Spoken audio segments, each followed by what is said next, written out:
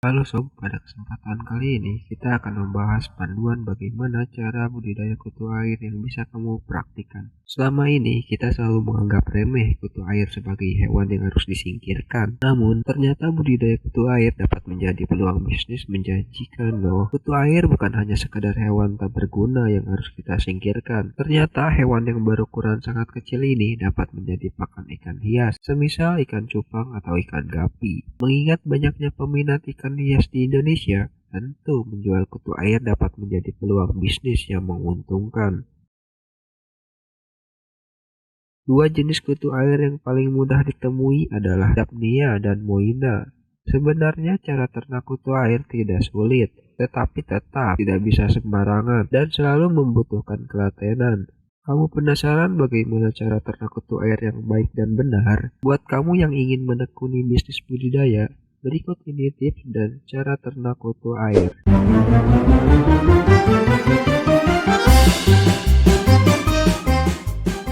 Cari bibit untuk budidaya kutu air. Sebelum mengetahui cara ternak kutu air, hal pertama yang harus kamu lakukan adalah mencari bibit kutu air. Dengan majunya teknologi, kamu bisa mencari bibit kutu air di e-commerce. Alternatif lainnya, kamu juga bisa mencari atau membuat bibit kutu air sendiri. Biasanya bibit kutu air dapat kamu jumpai di selokan atau genangan air. Jika ingin membuatnya, kamu perlu menyiapkan sayuran busuk, air susu atau teh dan ampas kedelai. Siapkan wadah ternak kutu air.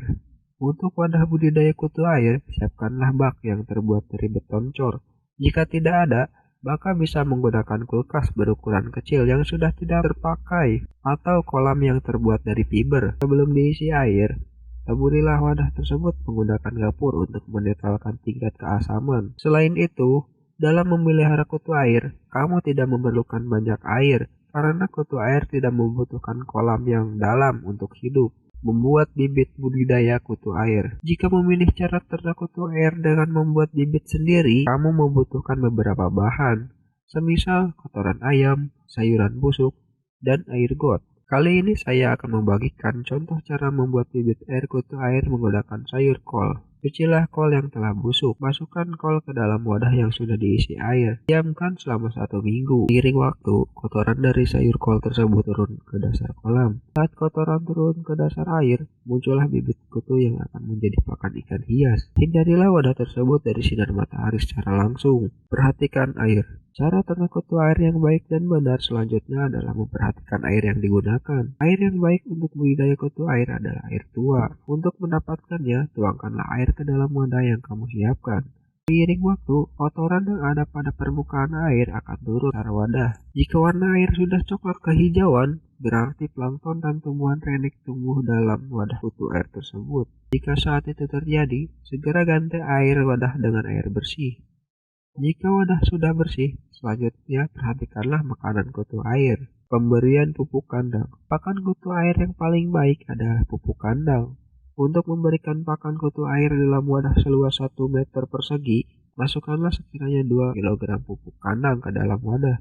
Makanan kutu air diperkirakan akan habis dimakan kutu air selama 3-5 hari. Selain pupuk kandang, sebenarnya ada beberapa jenis bahan yang bisa kamu gunakan sebagai pakan kutu air. Beberapa makanan kutu air tersebut diantaranya adalah tepung terigu, tepung tapioka, dedak, ragi, limbah cair tahu, dan eceng gondok. Memanen kutu air.